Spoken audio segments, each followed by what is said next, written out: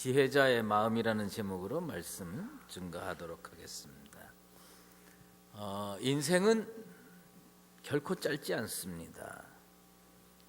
시편 기자가 베틀레헴처럼 짧다고 얘기하고 아침 안개와 같이 짧다고 얘기하지만 막상 살아보면요 또 그렇게 또 짧지만은 않습니다. 그 인생이라고 하는 긴 여정을 통해서 사람들은 자기만의 흔적을 이 땅에 남기게 됩니다. 어떤 사람은 좋은 흔적 남기시고 어떤 사람은 가는 곳마다 악취를 남기는 사람도 있습니다. 누군들 악취를 남기면서 살고 싶겠습니까마는 인생의 지혜가 부족하면 악취를 남기는 삶을 살 수밖에 없습니다. 어제가 입춘이었어요. 봄이 다가오고 있습니다. 우리 옆에 분하고 인사 한번 하는데 이 봄에 화사하게 꽃을 피우십시오. 그렇게 한번 인사합시다. 네. 추운 동장군이 언제까지 계속될 것 같지만 봄을 막을 수가 없습니다. 나는 올 봄에 우리 교회가 하나님 앞에 큰 은혜 받게 되길 원합니다. 그래서 여러분들의 기도 제목이 다 응답받으시고 여러분 개인의 삶이 다 은혜로 풍성해지게 되기를 주의 이름으로 축원합니다. 그래서 봄을 맞기 전에 한 번쯤 자신의 인생관, 신앙관들을 나는 정말 하나님 앞에서 제대로 살고 있는지 점검해 보는 것은 무척 가치 있는 일이라고 생각이 됩니다. 오늘 전도서 말씀에 보면 사람의 끝이라는 표현이 나옵니다. 사람의 끝이라는 표현, 사람의 시작도 무척 중요합니다. 하지만 그 사람의 끝은요, 그 무게감이 다릅니다. 그 삶의 궤적이 그 한마디에 다 지금 축적되어 있습니다. 사람의 끝, 내 인생의 끝, 내 인생의 결말 어떻게 될까 궁금하지 않으십니까? 두렵지 않습니까? 하지만 오늘을 제대로 잘 살아가고 하나님이 주시는 구원과 하나님이 주시는 지혜로 하루하루 잘 살아가다 보면 좋은 결말을 만들어내는 건 너무나도 당연한 일이다. 전 그렇게 생각이 됩니다. 이 사람들마다요 삶의 방식이 다 달라가지고 추구하는 바가 다릅니다. 영국의 대부호 캐리라고 하는 집안이 있습니다. 그 캐리라고 하는 집안에 두 아들이 태어났어요. 하나는 큰아들 이름은 조지 캐리고 둘째 아들 이름은 윌리엄 캐리입니다. 둘 다 옥스퍼드 대학을 졸업한 수재고요. 장래가 크게 기대되는 인재였습니다. 근데 큰아들 조지는요, 아버지의 뜻대로 국회의원이 되고 돈도 많이 벌어서 부호 정치가로 당대의 명성을 얻게 됩니다. 이 아버지는 큰아들만 생각하면요 가슴이 푸듯해요. 큰 자랑거리였고 기쁨의 근원이었습니다. 그런데 느닷없이 둘째 아들 윌리엄 캐리가 자기 인도 선교사가 되겠다고 선포합니다. 이 아버지는 진짜 하나님 앞에 엎드려 기도합니다. 우리 집안에 어떻게 이런 아들이 태어나가지고 느닷없이 선교사가 되겠다고 합니다. 걱정거리고 논란거리입니다. 온 가족이 네 아픈 탄탄대로인데 뭐하러 그거 다 집어던지고 인도 선교사로 가려고 하느냐. 친구들도 그 윌리엄 캐리의 인생이 방향을 잘못 잡았다고 질책합니다.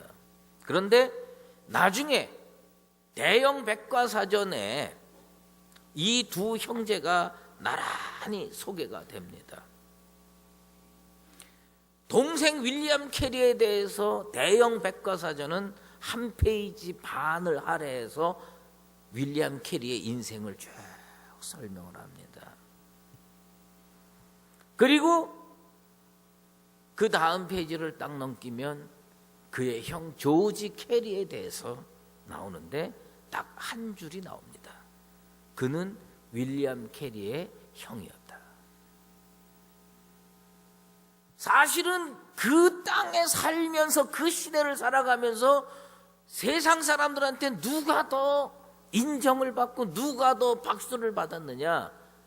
큰아들 조지 캐리는 국회의원이 되고 부호가 돼가지고 당대에는 이 사람이 더 잘 사는 것처럼 평가가 됐었습니다. 그런데 나중에 다 인생의 끝, 사람의 끝을 보니까 그게 전혀 그게 아니더라는 겁니다. 형편없이 사는 것 같은 동생 윌리엄 캐리는 백과사전에 한 페이지 반을 하고 그 형 조지 캐리는 한 줄 윌리엄 캐리의 형이었다. 그것으로 정리가 됩니다.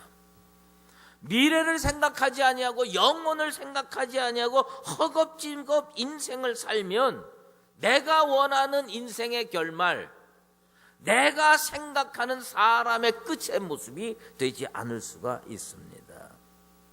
여러분들이 이 봄에 묵은 밭을 기경하기 전에 사람의 끝, 내 인생의 결말 어떻게 될 건가? 나는 지금 제대로 올바른 신앙관과 올바른 인생관을 가지고 살고 있는가를 점검하고 여러분의 인생의 텃밭을 갈아서 씨앗을 뿌릴 수 있는 지혜로운 하나님의 백성들 되기를 주의 이름으로 축원합니다. 전도서 기자는 우리에게 그 말씀을 합니다. 좋은 이름이 좋은 기름보다 낫다. 인생은요, 죽음을 피할 수 없는 존재입니다. 하지만 이 땅에서의 삶이 전부는 아니라고 하는 것을 생각하고 살아야 됩니다. 우리의 장막집이 무너지면 하나님께서 지으신 집, 손으로 지으지 않은 그 영원한 집이 우리 앞에 있다는 것을 생각하고 인생을 계획하고 살아가야 하는 겁니다. 아주 유명한 이야기 있지 않습니까? 로마의 우르반 대학이라는 대학이 있다 합니다. 그 대학에 대강당이 있는데 그 대강당에 새겨져 있는 글이 있답니다.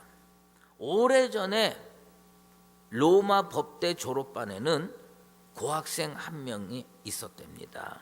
그는 경제적인 그 어려움을 감당할 길이 없어서 하나님 잘 믿는 부자를 찾아갔습니다. 필립 네리라고 하는 그 부자를 찾아가서 도움을 청했습니다.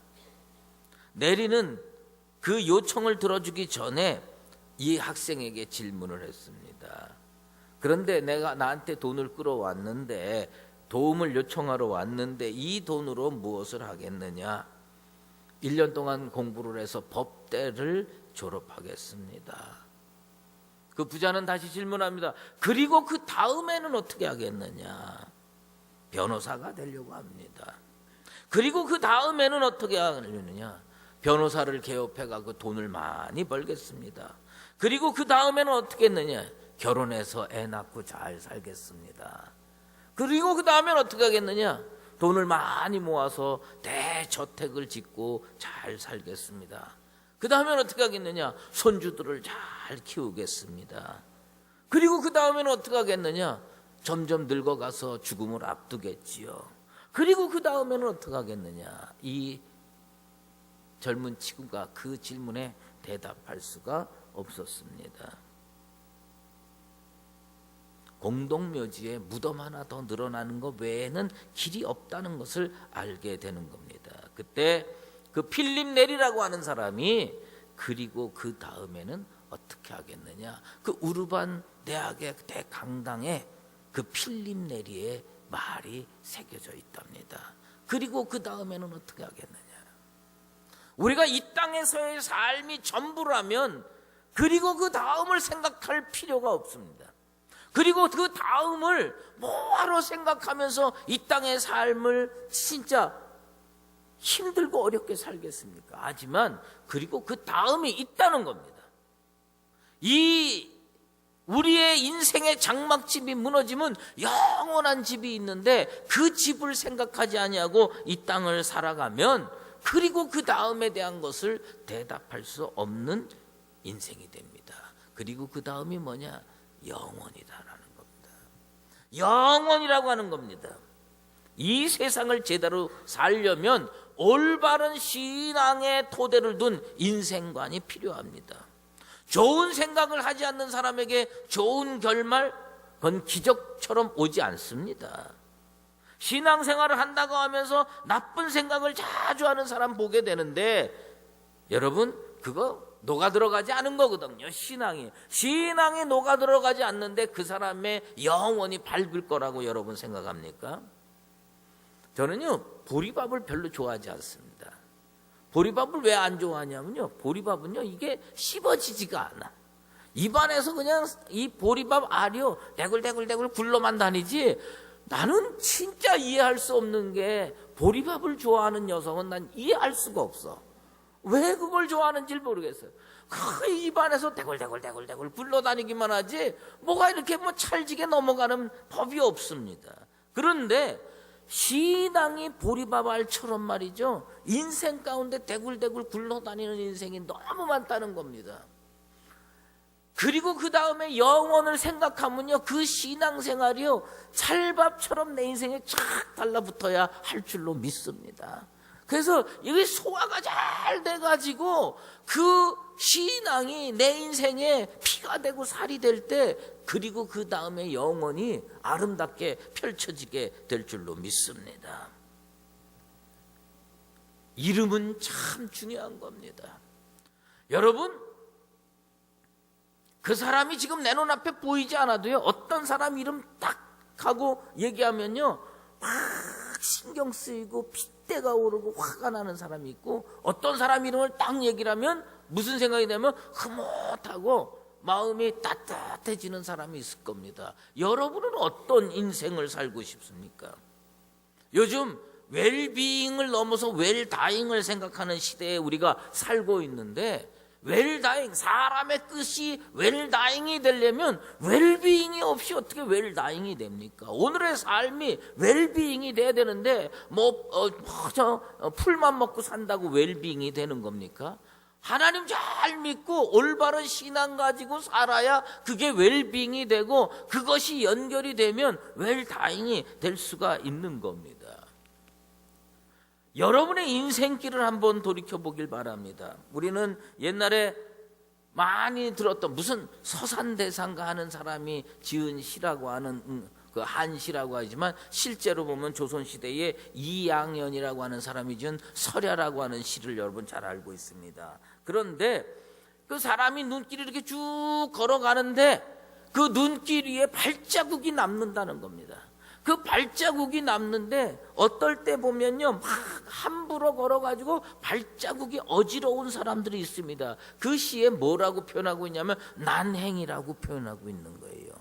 왜 인생의 발걸음이 어지럽고 비틀거리고 혼란스러운가? 그것은 뭐냐, 그 사람의 사상, 그 사람의 신앙, 그 사람의 생각이 잘못되어 있기 때문에 난행을 할 수밖에 없는 겁니다.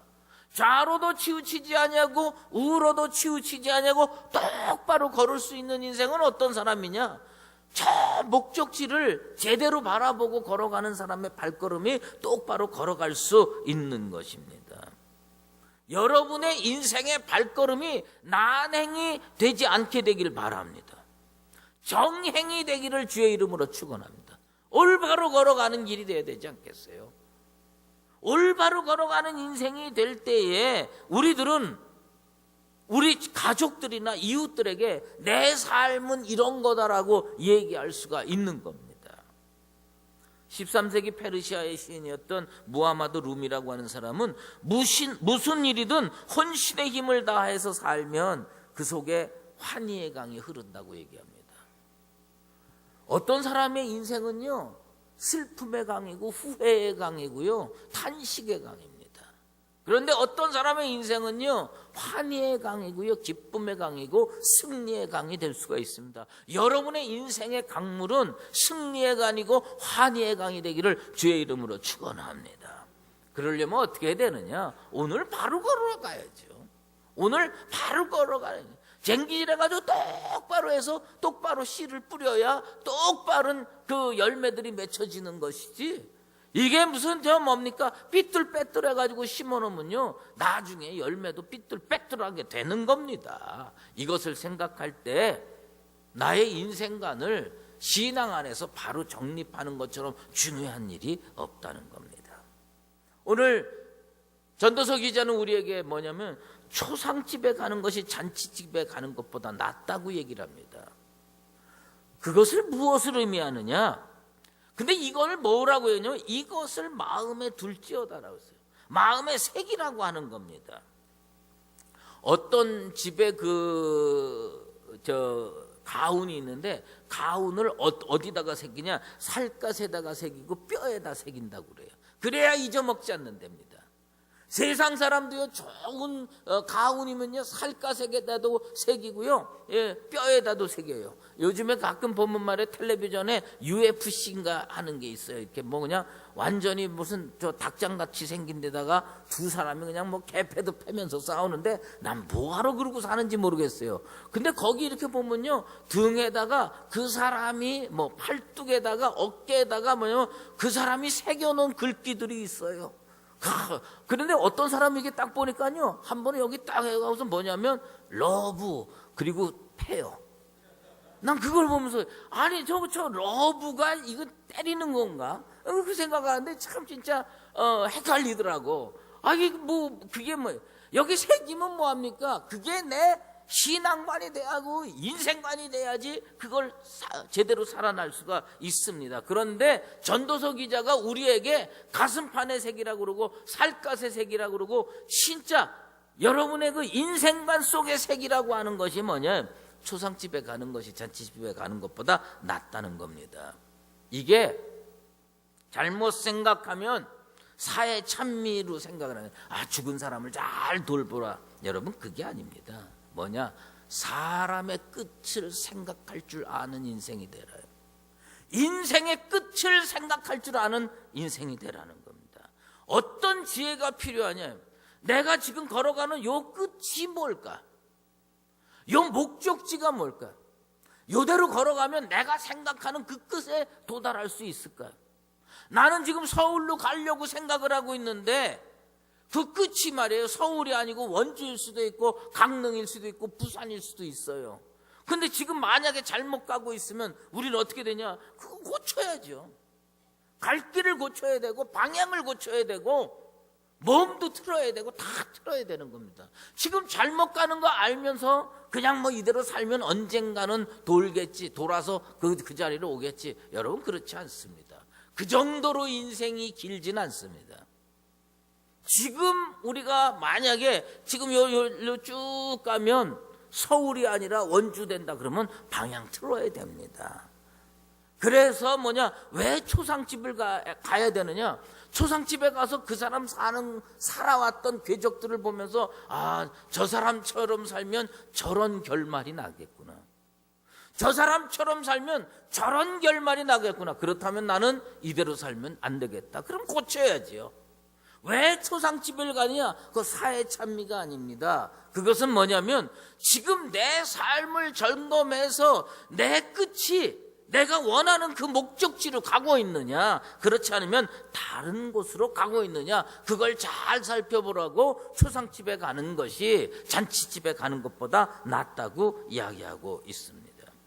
하나님은요, 언젠가 분명히 너 여기까지야, 그런 날이 옵니다. 너 여기까지야, 딱. 저는요, 죄송합니다마는 저희 아버님이 앞으로 한 4, 5년은 더 사실 줄 알았어요. 그렇게 딱 금방 인생을 종치고 하나님 앞에 부름받을지 저는 몰랐습니다. 조금 더 시간이 있겠지.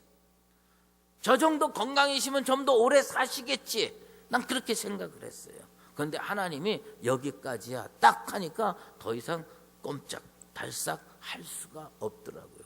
그렇다면 우리 아버지가 그렇게 하나님 앞에 부르심 받았으면 나도 언젠가 하나님이 너 여기까지 하는 날이 그리 많이 남지 않았을 거라는 겁니다. 그런데 너 여기까지 하고 하나님이 딱 자르는데 그 앞에 빨리 방향을 결정해가지고 똑바로 걸어가야지. 잘못된 길로 걸어가면서 잘 되겠거니 축복받겠거니 그건 잘못된 생각이라는 겁니다. 모세가 얼마나 위대한 인생입니까? 이스라엘 백성을 바로의 손에서 구한 큰 능력의 하나님의 종이었습니다. 사실 모세는요, 그 이후에 흐트러짐 없이 40년을 잘 걸어왔습니다. 그런데 어느 날 모세가요, 진짜 느보산 꼭대기에 올라가서 쫙 광야를 바라보고 적덕꿀이 흐르는 가나안 땅을 쫙 바라보면서 이제 다 왔구나, 가면 되겠구나. 근데 하나님 뭐라 그러냐, 그거 보여주시고 너 여기까지 해. 그걸 안 보여주시고 여기까지 해도 할 말이 없는데 그걸 다 보여줬어요. 나는요, 모세의 입장에서 얼마나 건강이 약해지지 않았어요. 눈이 흐려지지 않았어요. 그 사람은요, 사실 하나님이 더 가라 그러면 얼마든지 더 갈 수 있는 사람이었어요. 그런데 하나님이 뭐라 그러냐, 그 적과 끓이는 가나안 땅을 쫙 보여주시고 넌 여기까지. 진짜 모세는요, 갑갑했을 거예요. 답답했을 거예요. 아니, 내가 하나님 그리고 이스라엘 백성을 위해서 얼마나 노력했고 지금 다 목적지 지금 바로 저 앞에 있고, 요거 건너면 요리고고, 저 조금 더 가면 예루살렘이고, 조금 더 가면 갈릴리 호수인데, 야, 하나님 그러실 수 있습니까? 근데 하나님 너 여기까지. 하나님이요, 우리에게 그럴 날이 올 겁니다. 제가 2013년 12월을 기억합니다. 그전에도 은퇴하신 목사님들, 장로님들을 교회에 모셔서 대접을 여러 번 했는데 11월 말쯤에 전화가 들어오고 왔어요. 어떤 목사님이 전화를 했는데 저한테 그러는 거예요. 목사님, 우리를 부르는 데가 없다는 겁니다. 연말에 이렇게 탁 해가지고 밥이라도 한 끼 따뜻하게 먹으면서 1년 잘 정리하고 그러고 싶은데 부르는 목사님들, 장로님들, 은퇴하신 분들을 부르는 교회가 없다는 겁니다. 그러면서 뭐냐면 저한테 전화해서 한 끼 좀 잘 대접해 줄 수 있냐고. 제가 오시라고 그랬어요. 근데 오셔서 하는데 어떤 목사님하고 장로님들 몇 분 있어요. 뭐냐면 예배 시간에 특송 같은 거를 하는데 금관악기들 몇 개 해가지고서 어떤 분은 클라리넷도 하고요, 목관악기겠지, 그러고서 어떤 분은 색소폰 해가지고 이렇게 해서 한 5-6명이 와서 찬양을 하는 겁니다. 그런데 죄송한 얘기인데 내가 밑에서 듣고 있는데 그 삑사리를 제 마음에 어떻게 받아들일 수 없을 정도로 삑사리가 많이 나는 거예요. 그런데 그거를 찬양이라고 이렇게 하는데 박수 안 칠 수가 있습니까? 선배 목사님들, 장로님들인데 박수 열심히 쳤어요. 그러고서 나와서 인사를 하는데 잘하셨다 그러고 끝나고 식사하면서 그 색소폰 부른 목사님한테 제가 물었어요. 아니, 그 정도 가지고 이렇게 열심히 하십니까? 그랬더니 이분이 딱 그 얘기를 하더라고요.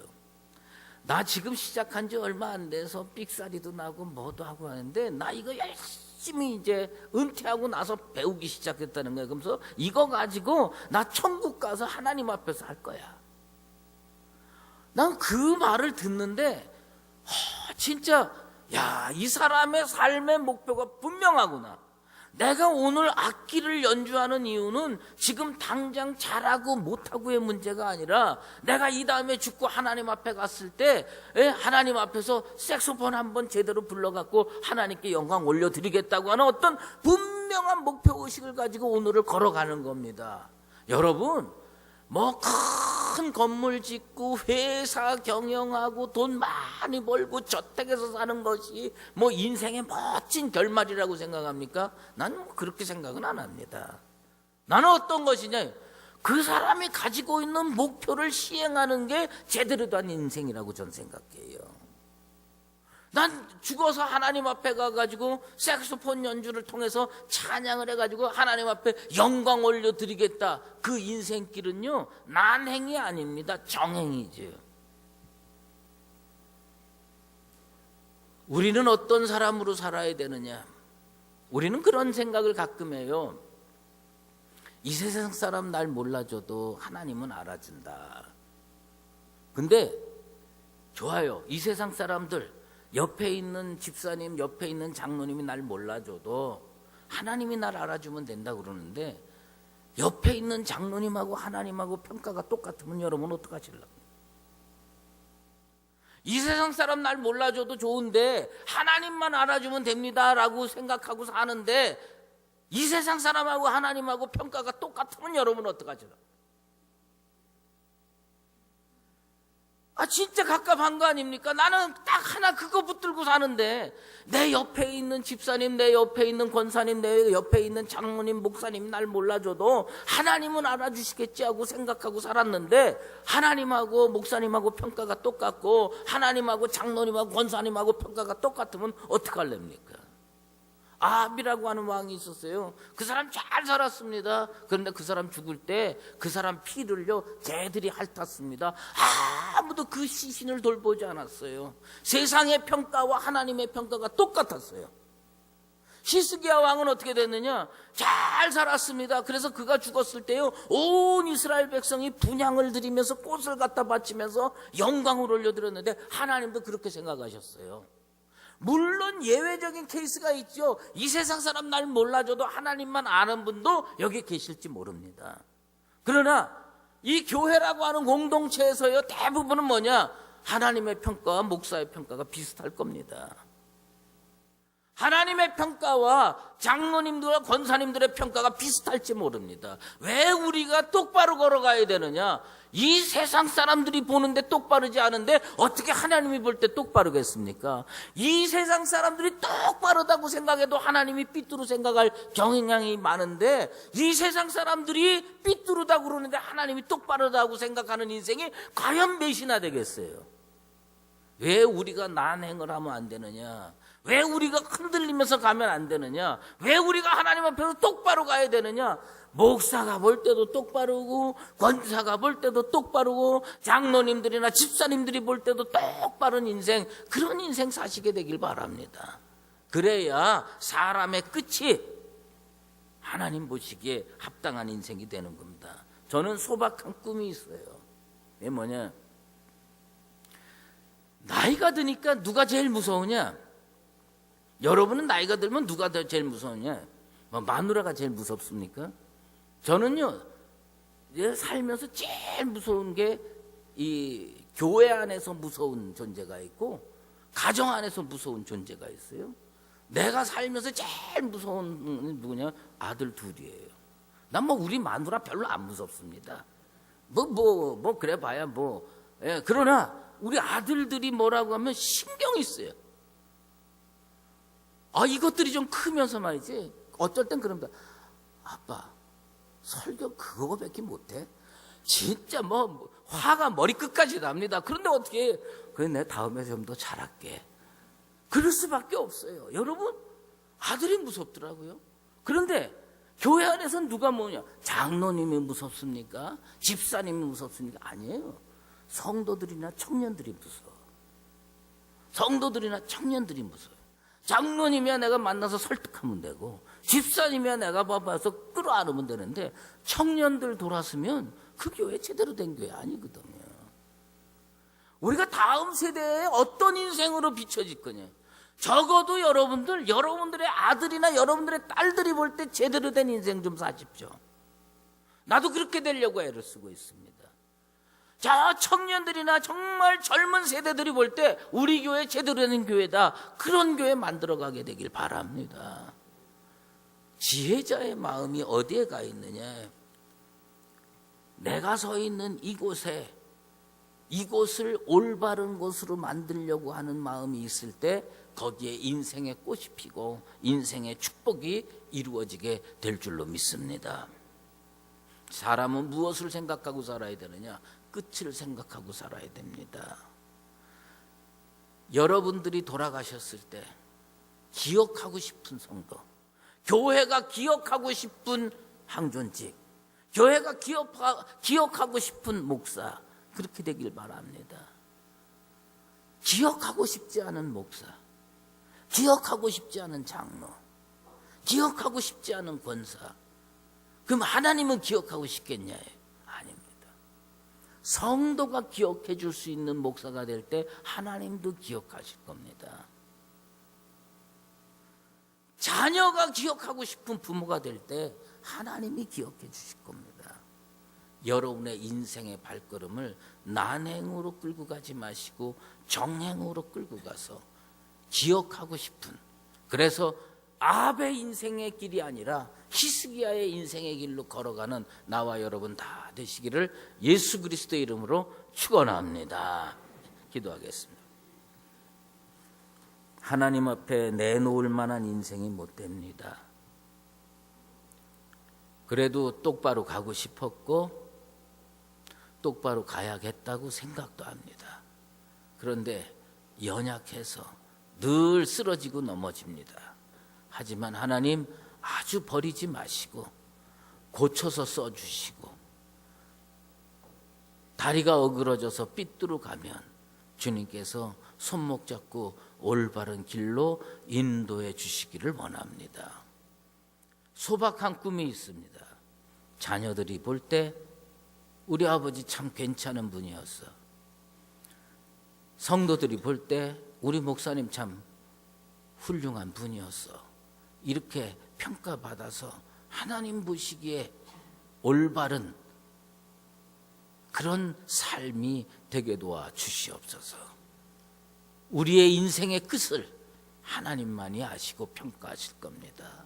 하나님이시여, 내 인생을 바른 길로 걷게 하여 주시옵소서. 내 인생의 끝이 하나님 보시기에 올바른 인생 되기를 소망합니다. 예수 그리스도의 이름으로 기도드리옵나이다. 아멘. 이제는 우리 주 예수 그리스도의 은혜와 하나님 아버지의 극진하신 사랑하심과 성령의 인도하시고 교통하심이 사람의 끝을 생각하며 오늘의 걸어갈 길에 분명한 목표를 정하고 똑바로 하나님을 향해 걸어가서 많은 열매 맺고 하나님 앞에 칭찬 듣기를 작정하는 사랑하는 강북제일교회 모든 권속들 머리머리 위에와 주의 몸된 교회 위에 이제로 영원히 함께 계시었기를 간절히 축원하옵나이다.